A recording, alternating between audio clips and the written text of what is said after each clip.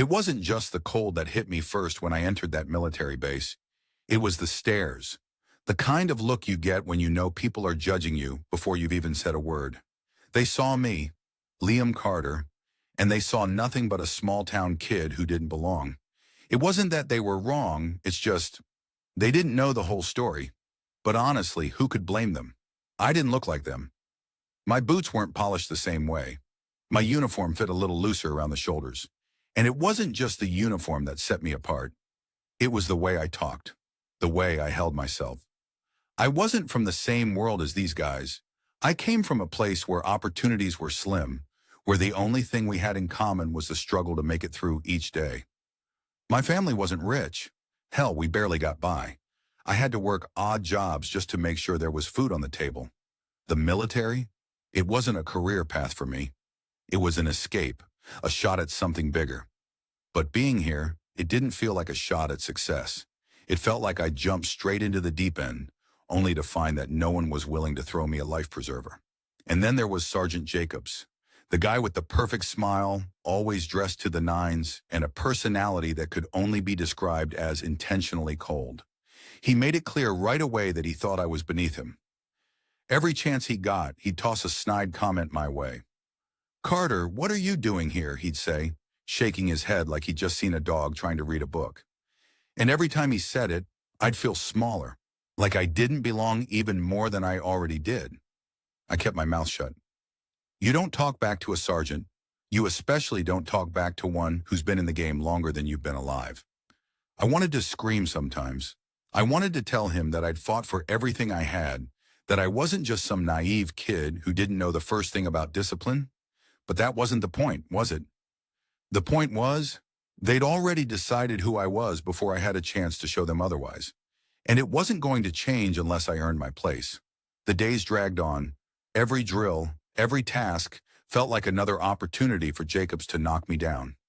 He made sure the whole squad saw me fail, every little mistake magnified, every misstep a lesson in public humiliation. But the thing is, that's how it worked. You messed up, you learned, and you kept going. What else was there to do? I kept thinking that maybe one day they'd see that I wasn't the screw-up they thought I was. I wasn't giving up. But damn, it was hard to keep pushing when everyone around you was waiting for you to fall flat on your face. I remember one day specifically during a routine training exercise. We were practicing the buddy carry, and as I was helping a teammate, my shoulder caught the weight wrong. I stumbled, and suddenly I was on the ground, and my partner was on top of me. Jacob saw it. The whole squad saw it. "Nice job, Carter," Jacob sneered, walking past me, his voice dripping with sarcasm. "Hope you don't trip when it's your turn to carry the weight of this unit." The laughter from the guys felt like needles in my chest. It didn't help that it was my first month. They were already looking at me like I wasn't cut out for this. And Jacobs, he was the guy who kept the pressure on, always reminding me how much I still had to prove. But I wasn't stupid. I knew that being here, being around these guys, meant that I had to find a way to prove them wrong. No one was going to give me a chance. I had to take it. Every mistake I made, I fixed it in silence.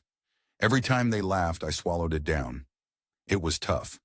But I kept moving, one step at a time. Because somewhere in the back of my mind, I knew something they didn't. I knew that I was more than what they saw on the surface. The thing about being the underdog is, you don't get to prove yourself by what everyone else expects. You have to do it by showing up and staying the course, even when they're all counting you out. So, yeah, it sucked. I hated it. I hated the jokes, the whispers, the way I felt like I was invisible in a room full of people who didn't give a damn about me. But deep down, I knew that one day they'd see. They'd see the real Liam Carter. And when that day came, they wouldn't be laughing anymore. But right then, in that moment, as I lay flat on my back, with my teammates sprawled on top of me, all I could hear was their laughter. And all I could think was, how much longer do I have to take this before they finally get it? I remember the first week of training. It felt like everyone around me was born for this, like they'd spent their whole lives preparing for the grind of military life. Then there was me, Liam Carter, the kid who didn't fit in, who had no military background to fall back on. But I wasn't about to quit. I wasn't going to give them the satisfaction of seeing me fail. Even if I wasn't the fastest or the most natural at everything, I was going to keep pushing. The first few days were brutal. I was constantly being looked at like I didn't belong. And honestly, part of me felt like I didn't. Every drill, every exercise felt like it was designed to break me. But the worst part? It wasn't the physical pain. It was the mental toll. Every single time I screwed up, every time I dropped a rifle or couldn't make a perfect shot, I could hear Jacob's voice in the back of my head. "You're nothing but dead weight, Carter. Just a joke." And those words, man, they stung. They stuck with me like glue. It was almost like Jacobs was waiting for me to slip up, to give him a reason to point out how much I didn't belong. But here's the thing about training camp. It's not about who you were when you walked in. It's about who you become when you're broken down and built back up. And yeah, I was struggling, but I wasn't out. Not yet, not by a long shot, so I kept my head down, did the work, and kept grinding. Every time I got knocked down, I stood up again. It was like a silent promise to myself that I wasn't going to be the joke they thought I was. One morning we were on a timed run, a 5-mile course through the woods. We were supposed to finish in under 40 minutes, and as I looked around, I could see that every guy in the group was running like it was a sprint. Jacobs was leading the pack, of course, his legs eating up the ground like a machine. Then there was me, trailing way behind. I felt my lungs burning with every step, but I kept pushing. I wasn't going to quit, not in front of them. Halfway through the run, my legs started to feel like they were made of lead. The pain was gnawing at me, and for a second, I thought about stopping. But that thought, that feeling of giving up, it made me sick. No, I couldn't let them win. So I kept going, even when it felt like my body was telling me to just lay down and rest. I didn't look at Jacobs. I didn't look at anyone. I just focused on the ground beneath my feet, putting one foot in front of the other. By the time I hit the final stretch, I could barely see the rest of the group. They were already at the finish line, their faces full of that smug satisfaction. But I didn't care about them anymore. I wasn't racing them. I was racing myself. And somehow, I made it. I crossed that finish line, gasping for breath, feeling like I was about to collapse. But I had made it. I was last, sure, but I had finished. Later that day when Jacobs walked by, he gave me a look, one of those looks like he was trying to figure me out. I caught him staring at me for a second, and I could see it in his eyes. It wasn't pity, but it wasn't hate either. It was respect. I don't know if it was just for a second, but it was there. He didn't say anything, but I could tell he was starting to see something in me that he didn't expect. Maybe it was the fact that I hadn't quit, that I'd pushed through even though he thought I couldn't. Maybe he was starting to realize I wasn't the joke he thought I was. But respect doesn't come easy in the military, not in this world. It's earned, not handed out. And I knew that.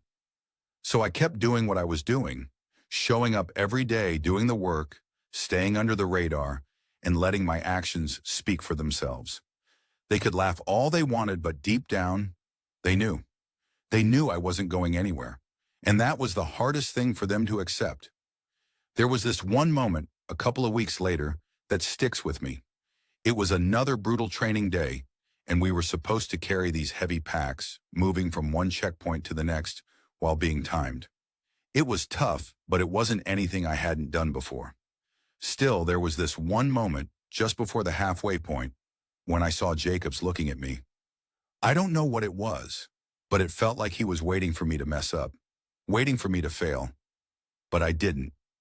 I just kept going, even when my shoulders screamed for a break, even when my body felt like it was going to give out. And that's when something clicked. Not in me, but in the rest of the team. They started picking up the pace. It wasn't because I was fast. It wasn't because I was strong. It was because they could see that I wasn't going to quit. I wasn't going to stop. And it hit me. Sometimes it's not about being the best. It's about showing up. It's about not backing down, no matter how many times they knock you down. As I made it to the final checkpoint, with my legs shaking and my chest burning, Jacobs came up to me. He didn't say anything at first, just gave me a look. One of those looks that felt like he was seeing me for the first time. Then he finally spoke. "You're not what I thought you were, Carter.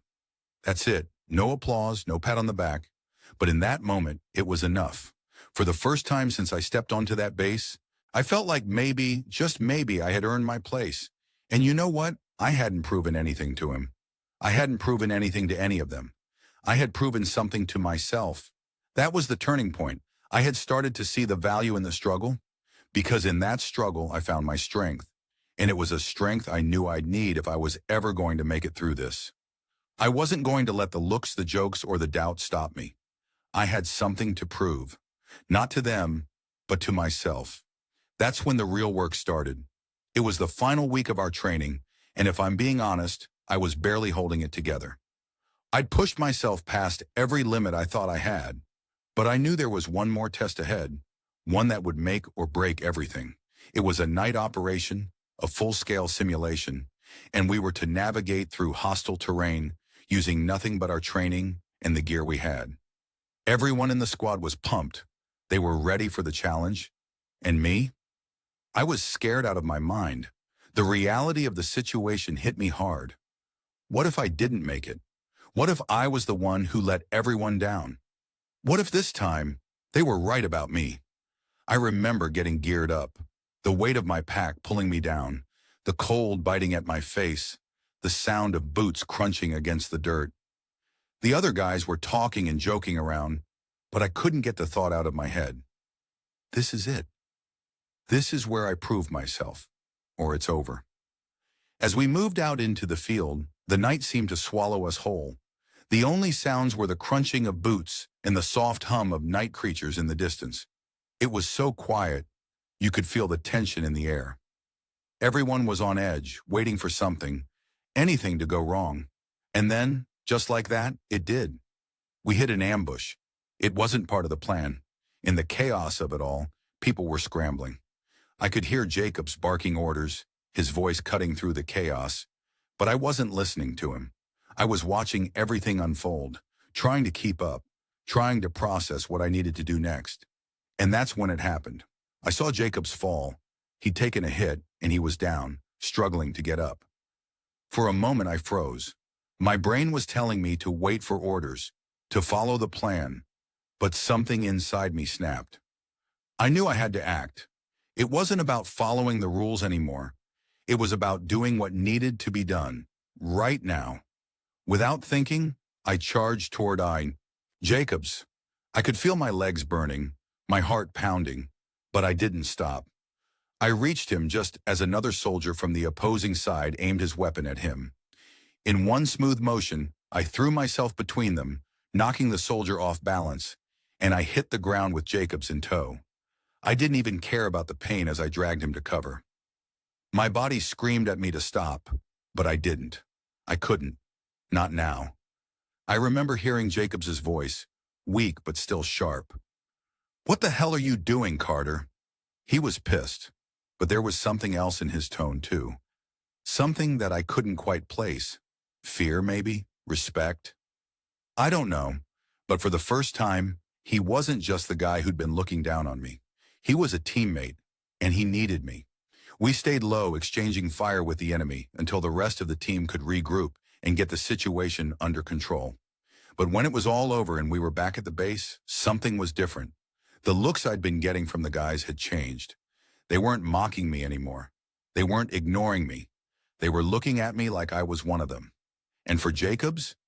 Well, I don't know what he was thinking, but when he walked by me later that night, he didn't say a word. He just gave me a nod.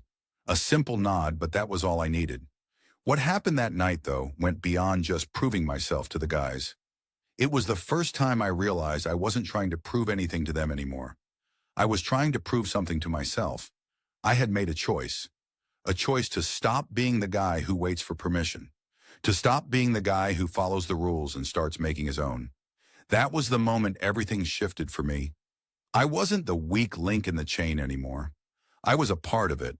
It wasn't just about surviving the simulation. It was about showing that I could handle the weight of responsibility when it counted. When the shit hits the fan, the training kicks in, and it doesn't matter who you were before. It's about what you do when things go south. And that night, I stepped up. When we were debriefing the next morning, Jacobs didn't even acknowledge what had happened. He was still cold, still distant. But that's fine, because I didn't need his approval. I'd already proven to myself that I was capable of handling whatever came my way. But there was one thing I noticed that I couldn't ignore. As we were lining up for roll call, one of the guys, Harris, a guy who never had a nice thing to say about me, pulled me aside. He didn't make eye contact at first, but then he did. And for the first time, I saw something different in his eyes. "You did good last night, Carter," he said. His voice was low, but it was real. "I won't forget that." And that was it. No big speeches, no applause, just a simple acknowledgement. But man, that meant everything. In that moment, I didn't need anything else. Harris was one of the guys who had given me the hardest time. And now he saw me for who I really was. Not some kid from a small town, but a soldier who belonged here. That was the moment I knew I was in it for good. But what really hit me was how much had changed in just one night. The guys weren't looking at me like I was a burden anymore. They weren't sneering or whispering behind my back. I wasn't the outsider. I was one of them. The shift was subtle, but it was there. And Jacobs, he never said a word. But I knew. He knew. And somehow, that felt like victory enough. What happened that night? It wasn't just about saving Jacobs. It was about saving myself. It was about proving I could make it when everything fell apart. That was the real turning point. And from that moment on, I wasn't just another soldier in the ranks. I was Liam Carter, a soldier who could be trusted, who could take charge when needed, and who wasn't afraid to step up when it counted.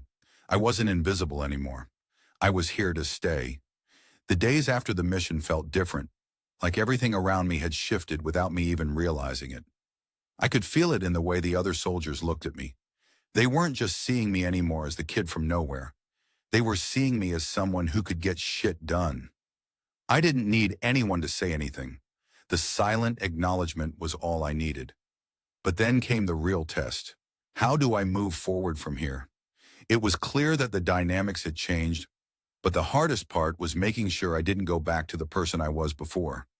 I had to prove to myself that I wasn't just a one-hit wonder. I had to keep showing up every single day, even though the pressure was more intense than ever. Sergeant Jacobs, though, he stayed the same. Stoic, cold. He didn't change after the mission, at least not outwardly. But there was something different about him that night. He watched me during the debrief, his eyes studying me, like he was trying to figure me out. For a moment, I thought maybe he was going to say something, maybe even give me a compliment, something simple. But nothing came, just that usual stone-cold look of his. It pissed me off at first, if I'm being honest. The guy had been nothing but a thorn in my side since day one, treating me like I didn't belong. And now, after all this, he couldn't even say good job or give me a damn nod. It was infuriating, and for a second, I thought about blowing up. I wanted to walk right up to him and say, "What's it gonna take, Sergeant? What the hell do I have to do to get a little respect from you?"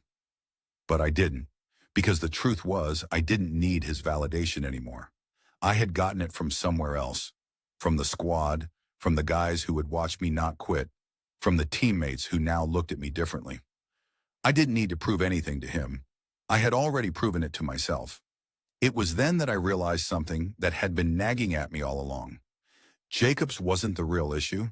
The real issue was how I viewed myself. I had spent so much time worried about what he thought, about what everyone else thought. But that was the old me, the new me, the one who just dragged Jacobs out of harm's way and earned the respect of my squad. That guy didn't care about how Sergeant Jacobs saw him. What mattered was how I saw myself and how I carried myself from here on out. A few days after the mission, I was standing in the mess hall trying to grab a quick bite before we had to head out for more drills. I was just about to sit down when Harris, the guy who had always been one of the toughest on me, walked over. Harris and I had never been friends. Hell, we barely spoke unless it was to exchange a few words during a drill. But that day he came over to my table and sat down without saying a word. I didn't know what to make of it. "I saw what you did back there," Harris finally said, breaking the silence. "You saved Jacobs. That was some solid shit." He paused and then added, "I didn't think you had it in you." I wanted to say something, maybe crack a joke or brush it off, but there was something about the way Harris said it, Like he was genuinely impressed. Like he saw me now, really saw me. That stopped me. Thanks, was all I could manage to say. There it was. The kind of acknowledgement I had been waiting for. Not from Jacobs, not from anyone else, but from someone who had seen me struggle, seen me fight, and now respected me for it. It wasn't just about Jacobs anymore. It was about my squad. They were the ones who mattered now.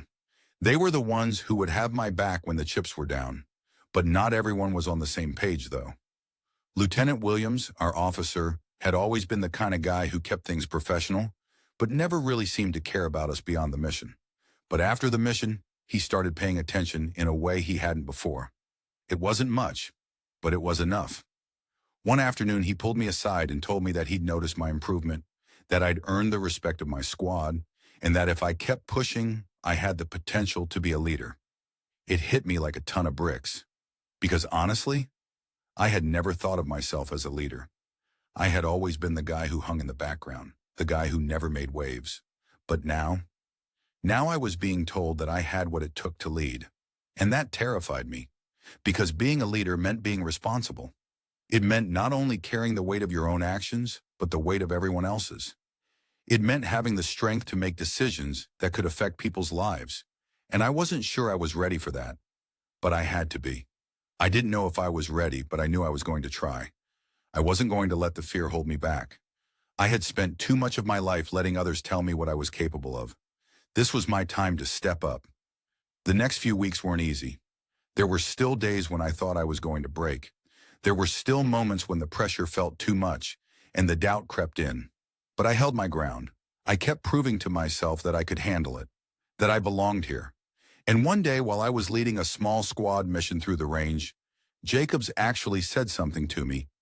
Nothing big, but enough to make me stop and think. "Not bad, Carter," he said, his voice low. "You've come a long way." It wasn't a compliment, not really, but it didn't need to be. It was his way of saying, "I see you."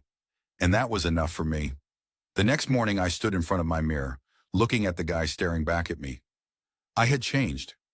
I wasn't the same guy who had walked into that base months ago, full of doubt and uncertainty. I wasn't the guy who cared what anyone thought about him. I was someone who had earned his place, who had fought for his respect, and who was now ready to take on whatever came next. What mattered wasn't what Jacobs or anyone else thought. What mattered was that I had proven to myself that I was capable.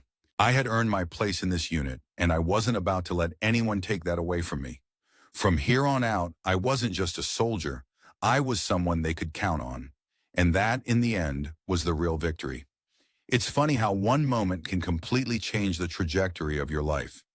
I'd spent so long chasing respect from others, fighting for validation from a bunch of guys who, for the most part, couldn't care less about who I was or where I came from. But the real shift, the real breakthrough, didn't come from anyone else. It came from within me. It came from realizing that the only approval I needed was my own. And once I got there, once I stopped looking for permission to succeed, everything started falling into place. I'll never forget the day I made the decision to move on from the base.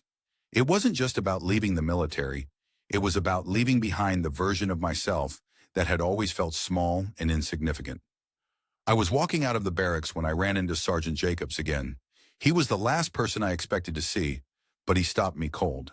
"You really turned things around, Carter," he said, his tone different from before. There was a hint of something I couldn't quite put my finger on. Maybe respect. Maybe even admiration? I didn't know what to say at first. In all the time I'd been there, Jacobs had never once acknowledged my hard work like that. But in that moment, it didn't matter.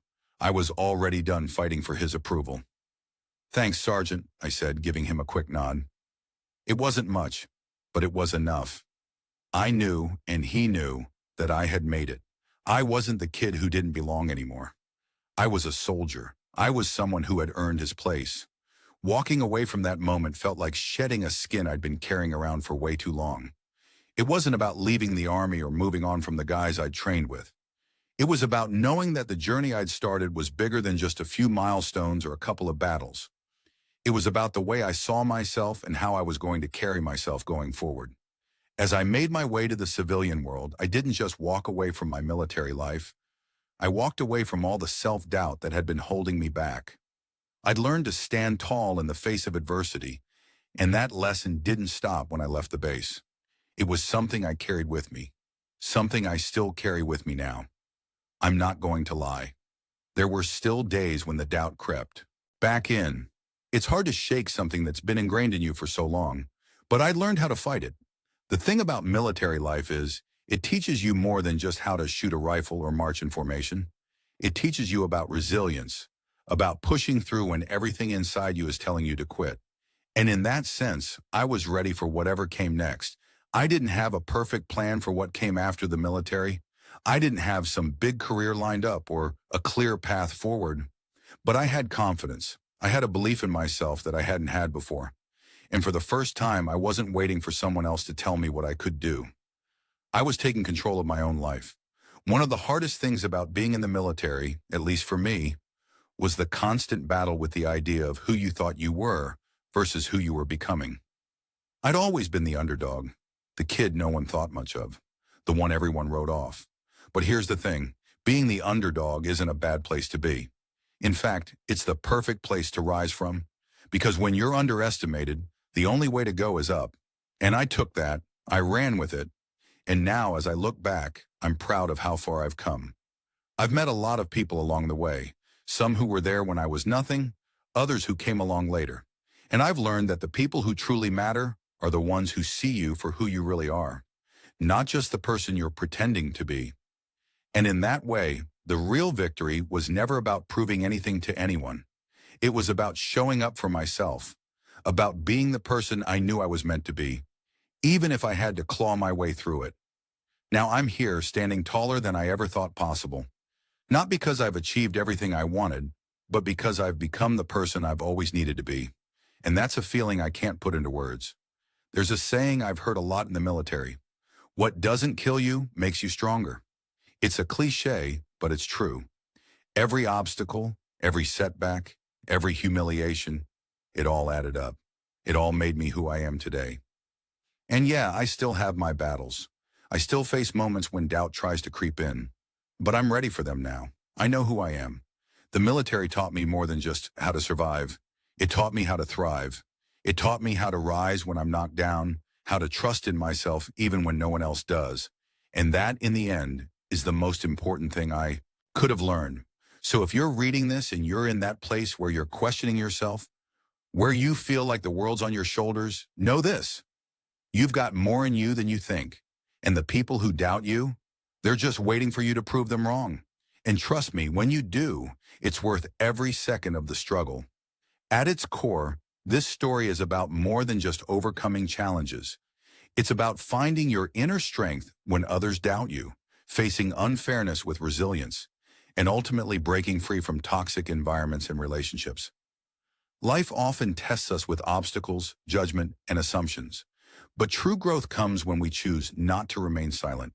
When we refuse to let the negativity of others define us. It's easy to get lost in the opinions of those who see only what they want to see, but the real victory lies in recognizing your worth and standing up for yourself, even when it feels like the world is against you. As the saying goes, what doesn't kill you makes you stronger. In the end, it's not about silencing the doubters. It's about learning to trust yourself, understanding your value, and embracing the diversity of experiences that shape us all. For those of you watching, especially those who may feel overlooked or unheard, know that your story isn't finished. You are the one who writes your narrative. If you've ever felt like an underdog, remember, the longest journey starts with a single step. Your path may not be easy, but it will be worth it. Please share your thoughts with us in the comments, and if this story resonated with you, hit that like button to show your support. Don't forget to subscribe to the channel for more stories that inspire reflection and ignite change. Wishing you peace and strength on your journey, knowing that brighter days lie ahead. Stay strong, stay true, and never forget your worth.